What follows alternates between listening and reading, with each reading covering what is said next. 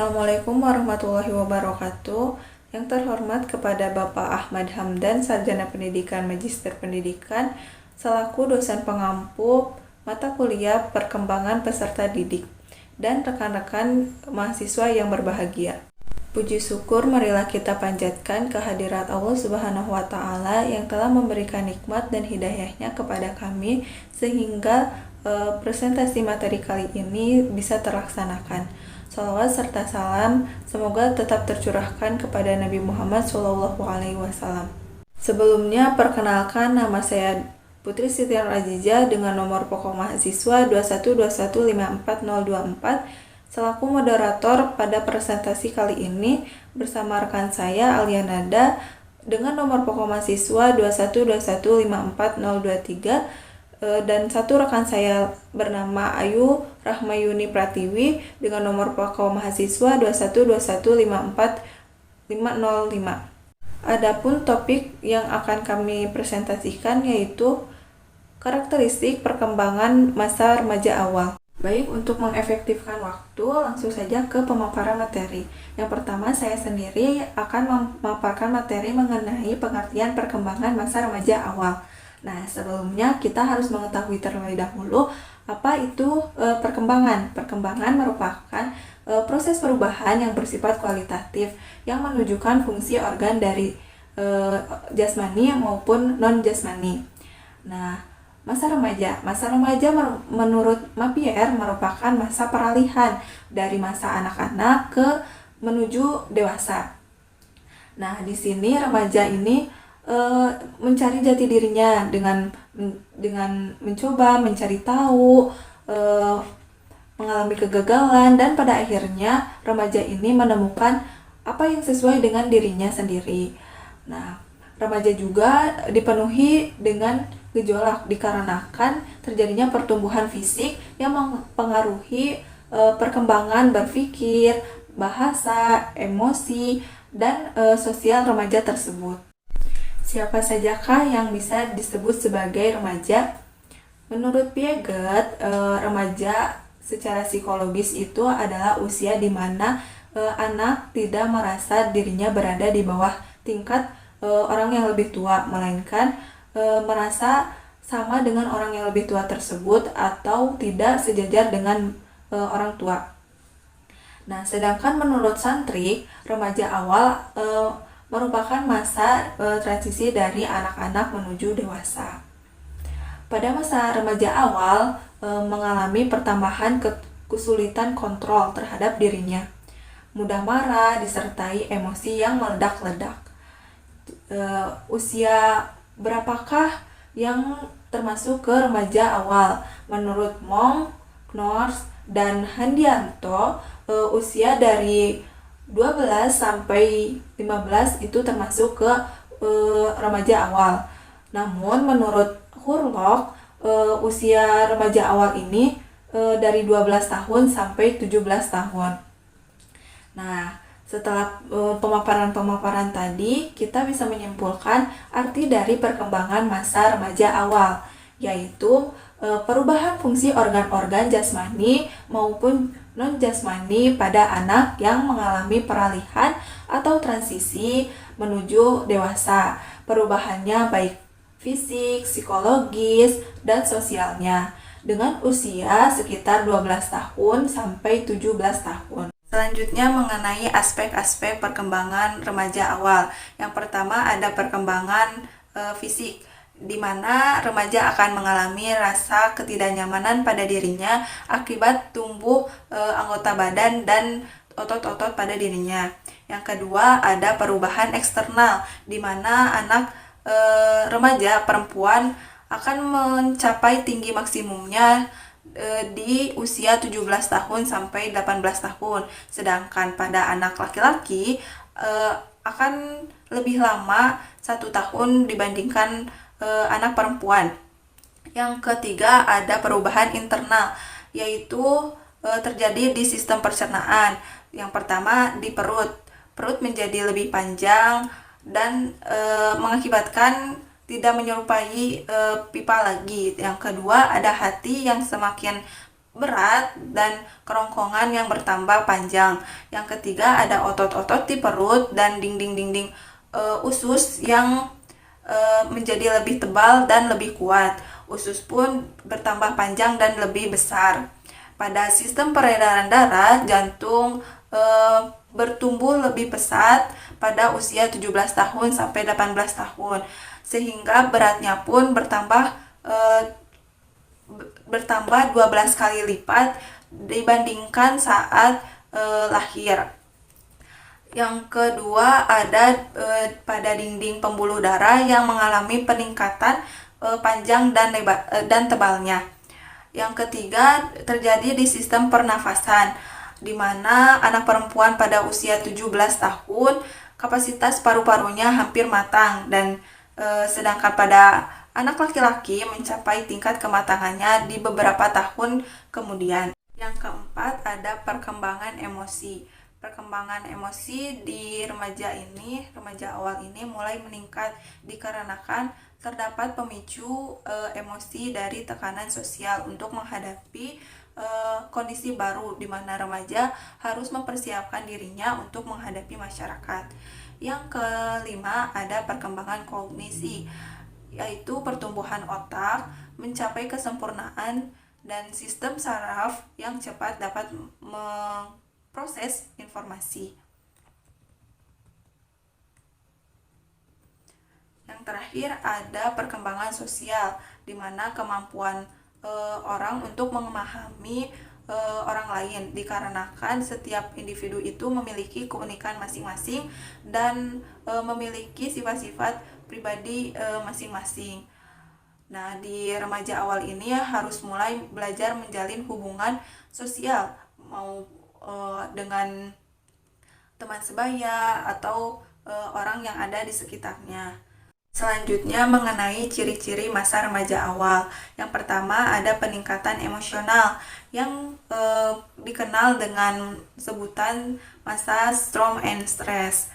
Nah, peningkatan emosional ini bisa terjadi akibat perubahan fisik, terutama hormon yang berpengaruh sangat besar pada remaja. Nah, dilihat dari segi kondisi sosial, remaja ini berada di kondisi baru yang berbeda pada masa anak-anak sebelumnya. Tuntutan dan tekanan juga berpengaruh pada peningkatan emosional remaja. Contohnya, remaja diharapkan untuk tidak bertingkah seperti anak-anak kembali seperti dulu, tapi dituntut untuk menjadi remaja yang mandiri dan tanggung jawab. Yang kedua, ciri dari kematangan seksual. Kematangan seksual ini terjadi sangatlah pesat di masa remaja awal. Periode ini disebut sebagai sebutan pubertas. Nah, arti dari kematangan seksual itu adalah serangkaian dari perubahan-perubahan yang terjadi pada masa remaja yang ditandai dengan perubahan seks primer dan perubahan seks sekunder. Pada perubahan seks primer, perkembangan organ-organ seks bagi remaja yang berjenis kelamin perempuan ditandai dengan haid pertama atau menarche dan disertai dengan berbagai perasaan tidak enak. Sedangkan pada laki-laki atau remaja berjenis kelamin laki-laki ditandai dengan adanya mimpi basah atau nocturnal emission. Pada perubahan seks sekunder, gejala yang timbul pada remaja perempuan diantaranya pinggul yang membesar dan membulat, menonjolnya buah dada, tumbuh rambut di daerah alat kelamin, ketiak, dan lengan ataupun kaki.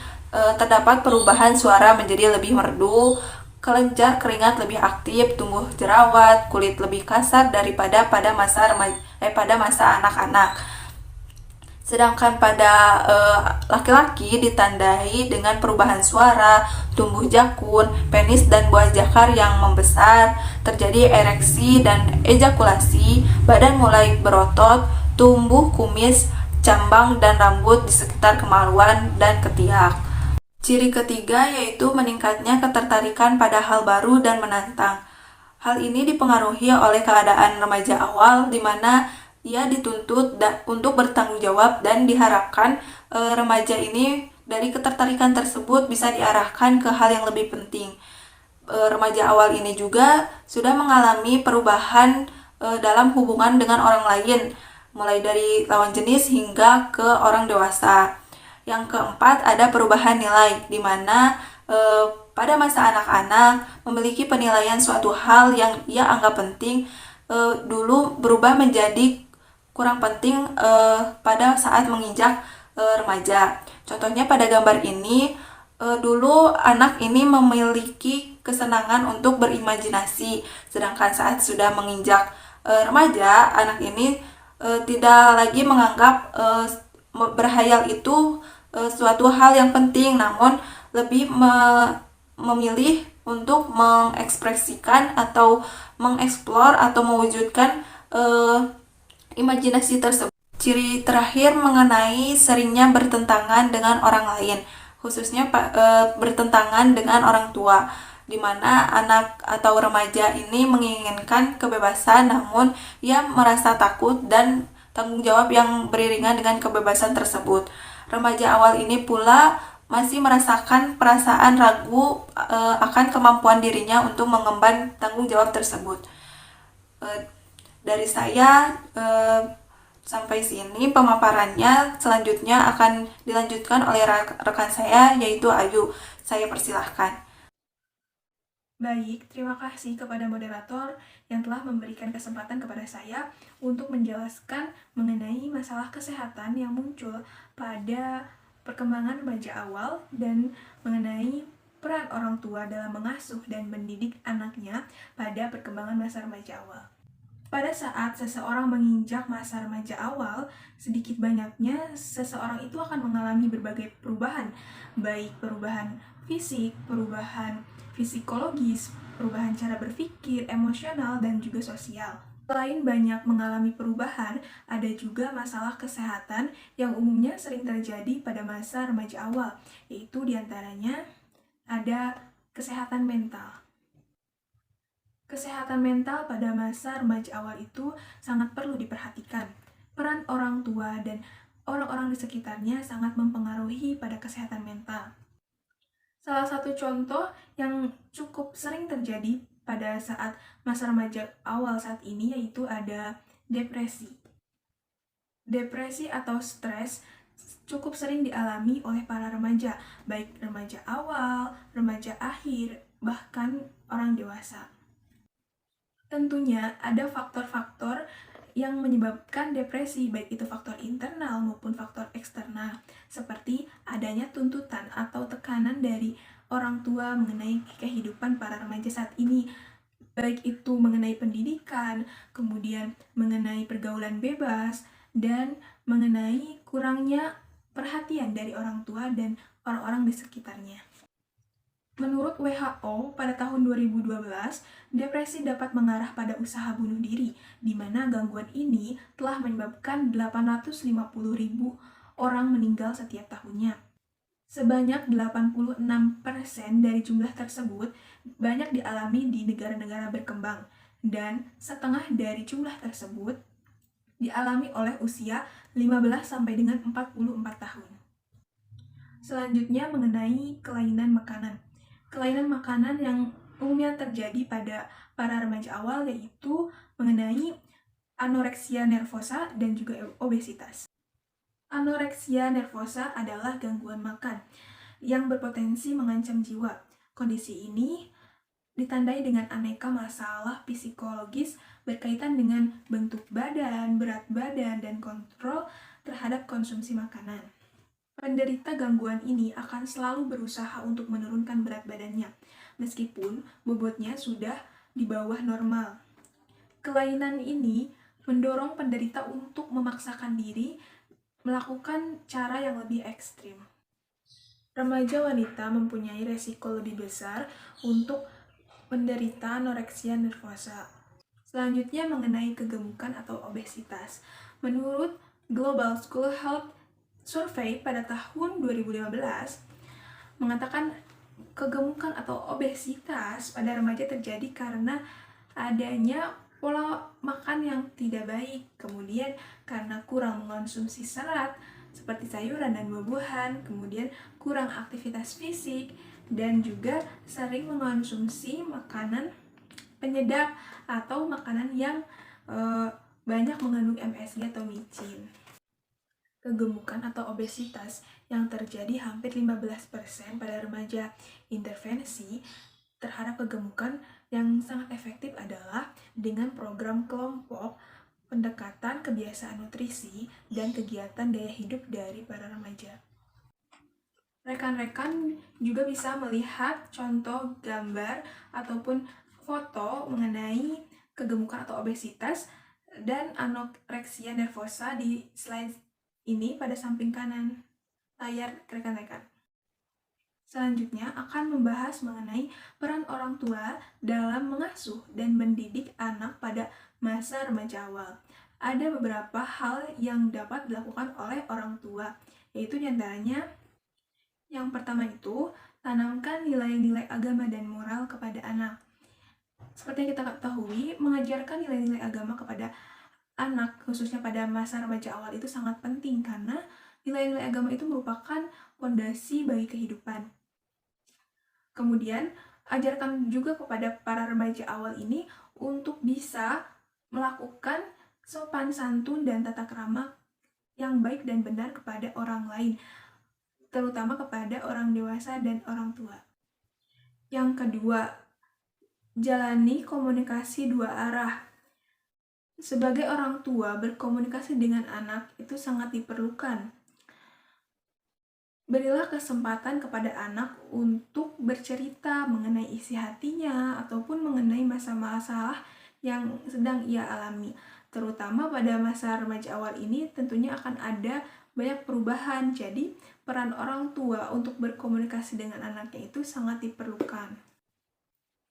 Yang ketiga, hormati privasi anak. Ketika anak sudah beranjak pada masa remaja awal, seharusnya orang tua perlu memahami bahwa anak itu harus memiliki privasi yang harus dijaga dan dihormati. Contohnya itu kamar tidur. Keempat, sepakati aturan-aturan penting.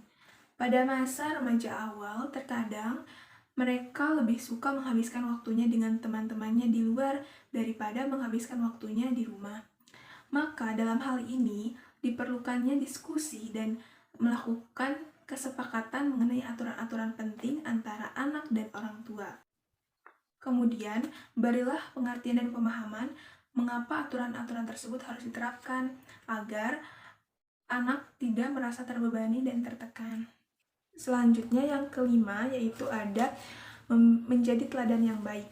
Sebagai orang tua harus mampu memberikan contoh baik itu sikap maupun perilaku yang baik sebagai bukti nyata bahwa orang tua itu tidak hanya mengajarkan dan menasihati tetapi juga mampu mencontohkan.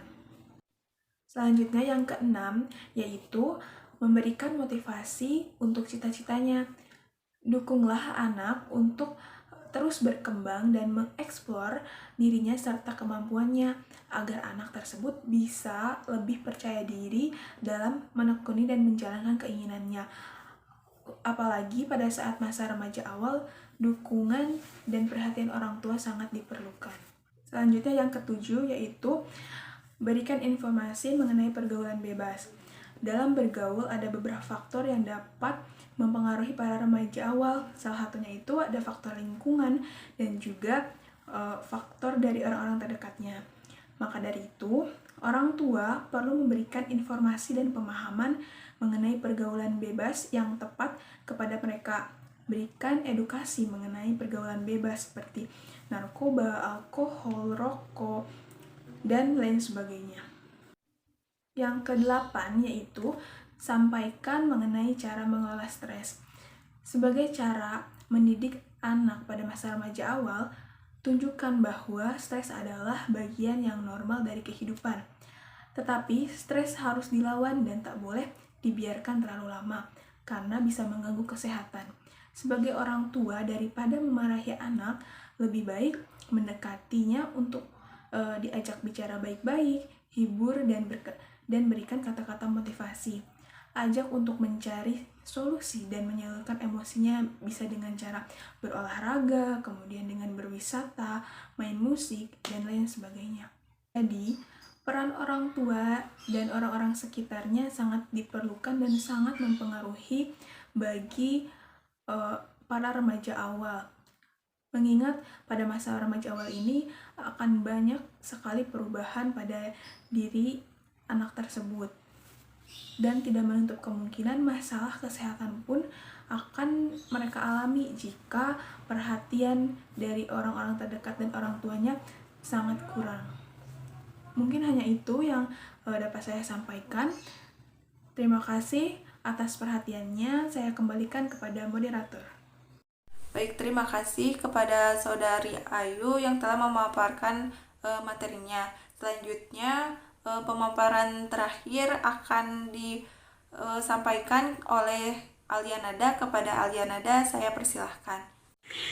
Sebelumnya saya ucapkan terima kasih kepada moderator yang telah mempersilahkan saya untuk melanjutkan materi selanjutnya. Nah, di sini saya akan menjelaskan mengenai tugas perkembangan masa remaja awal.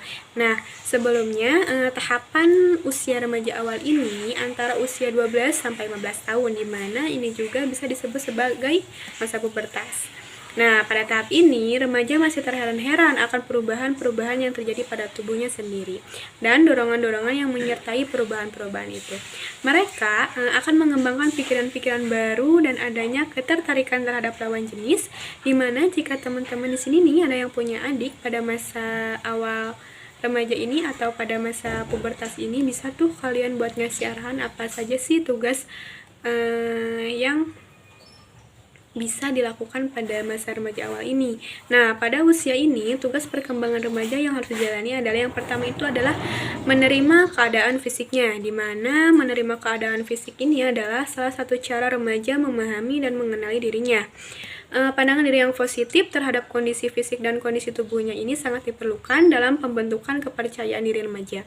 Nah, untuk yang kedua itu ada memahami masa pubertas. Nah, kita bisa membantu anak untuk memahami masa pubertas ini, di mana masa pubertas ini adalah di fase ini anak akan mengalami perubahan secara fisik yang cukup berbeda dengan sebelumnya atau yang seperti biasanya. Seperti pada laki-laki adalah tumbuh jakun, suara lebih keras gitu. Sedangkan untuk perempuan dia tumbuh rambut pada bagian-bagian tertentu. Nah, untuk yang ketiga ini adalah memahami mengenai perubahan yang terjadi. Nah, di mana orang tua juga bisa memberikan penjelasan soal menstruasi bagi anak perempuan serta mimpi basah bagi anak laki-laki sebelum mereka mengalaminya. Nah, dengan begitu anak sudah diberi persiapan tentang perubahan yang bakal terjadi pada dirinya. Nah, untuk yang keempat ini adalah menghargai privasi anak, di mana memberi remaja ruang dan privasi dapat memberikan kebebasan yang baik untuk perkembangan mereka. Mereka tidak hanya merasa dipercaya, tetapi mereka juga merasa mampu dan percaya diri. Di mana perlu kita ingat bahwa remaja juga menanggung perubahan fisik yang membuat privasi pada usia ini menjadi penting. Nah, untuk yang kelima ini adalah dukung anak untuk melakukan komunikasi terbuka. Semisal kita menanyakan bagaimana sekolahmu hari ini, apa yang membuatmu merasa senang hari ini di sekolah. Nah, kayak gitu. Nah, untuk yang keenam ini adalah tekankan kepada anak bahwa proses kematangan seksual setiap individu itu berbeda-beda menjadi penting. Nah, untuk yang kelima ini adalah dukung anak untuk melakukan komunikasi terbuka. Semisal kita menanyakan bagaimana sekolahmu hari ini, apa yang membuatmu merasa senang hari ini di sekolah. Nah, kayak gitu. Nah, untuk yang keenam ini adalah tekankan kepada anak bahwa proses kematangan seksual setiap individu itu berbeda-beda. Nah, bisa juga selanjutnya kita memberi pemahaman kepada remaja bahwa cinta kepada lawan jenis itu punya batasan dan aturan, dan pada saat yang tepat remaja akan menjalani bagaimana mencurahkan kasih sayang dan cinta kepada lawan jenis dalam lingkungan pernikahan. Nah, selanjutnya juga ada kita bisa mendiskusikan tentang perasaan emosional dan seksual. Nah, untuk materi selanjutnya yaitu mengenai perkembangan emosi pada masa remaja awal, di mana sebelumnya emosi atau perasaan merupakan salah satu potensi kejiwaan yang khas yang dimiliki oleh manusia, sebab hanya manusia yang memiliki perasaan, sedangkan hewan tidak mempunyai perasaan. Masa remaja merupakan puncak emosionalitas, yaitu perkembangan emosi yang tinggi, di mana perubahan fisik, terutama pada organ-organ seksual yang mempengaruhi berkembangnya emosi atau perasaan-perasaan dan dorongan-dorongan baru yang dialami sebelumnya. Nah, seperti perasaan cinta, rindu, dan keinginan untuk berkenalan lebih intim dengan lawan jenis. Namun demikian, kadang-kadang orang masih dapat mengontrol keadaan dirinya sehingga emosi yang dialaminya tidak tercetus keluar dengan perubahan atau tanda-tanda perilaku tersebut. Nah, hal ini berkaitan dengan pendapat yang dikemukakan oleh Ekman dan Friesen yang dikenal dengan Disferus, yaitu masking, modulation, dan simulation. Nah, yang pertama ini ada masking, yaitu keadaan seseorang yang dapat menyembunyikan atau dapat menutupi emosi alaminya. Nah, di mana emosi yang dialaminya itu tidak tercetus keluar melalui ekspresi ataupun tingkah laku. Nah, contohnya itu dari sikap masking ini tersebut adalah menutupi kesedihan, mengendalikan amarah, tidak menampakkan kebahagiaannya. Nah, yang kedua ada modulation, di mana ini merupakan orang tidak dapat meredam secara tuntas mengenai gejala kejasmaniannya, tetapi hanya dapat menguranginya. Seperti contoh dari sikap ini adalah bersikap biasa jika keadaan jengkel dan bersikap cuek. Nah, untuk yang terakhir adalah simulation, di mana ini merupakan orang yang tidak mengalami emosi, tetapi ia seolah-olah mengalami emosi dengan menampakkan gejala-gejala kejasmaniannya. Seperti contoh dari sikap ini adalah sering memberontak, meledakkan amarahnya, egois, dan bertindak kasar. Mungkin sekian yang bisa saya sampaikan, saya kembalikan kepada moderator. Terima kasih. Baik, cukup sekian dari kelompok 10. Mohon maaf apabila terdapat kesalahan. Semoga bermanfaat. Wassalamualaikum warahmatullahi wabarakatuh.